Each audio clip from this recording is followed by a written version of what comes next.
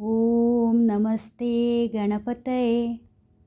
त्वं शक्तित्रयात्मकः. संपूर्ण सृष्टी 3 शक्तींवर चालते. उत्पत्ती, तू नवीन निर्माण करतोस. स्थिती, तू टिकवून ठेवतोस. लय, त्या स्वरूपात तू सर्व काही बदलतोस, परिवर्तन करतोस, नाश करतोस. म्हणून तुला शक्तित्रयात्मक म्हणतात, कारण उत्पत्ती, स्थिती आणि लय या 3ही शक्तींचा मूळ तूच आहेस. त्वं योगिनो ध्यायन्ति नित्यं.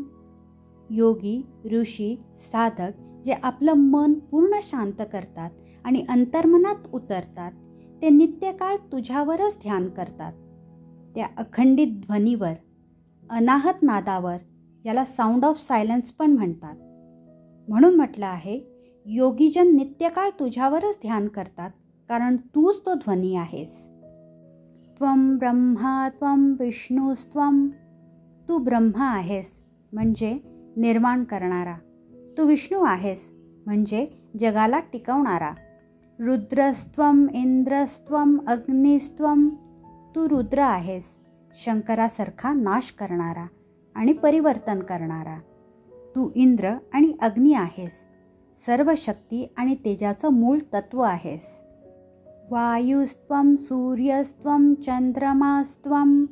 तू वायू आहेस, श्वास, प्राण आणि गती देणारा. तू सूर्य आणि चंद्र आहेस, सर्व प्रकाश, ऊर्जा आणि शांततेचं मूळ स्वरूप. तू त्या पंचमहाभूतांचा उगम आहेस. ब्रह्मभूर्भुवस्वरोम. तूच ब्रह्म आहेस, सर्व जगाचं एकमेव तत्व. पृथ्वी, अंतरिक्ष, स्वर्ग हे सारे तुझ्यातूनच आहेत. तूच तो ओंकार हा स्वर आहेस. धन्यवाद.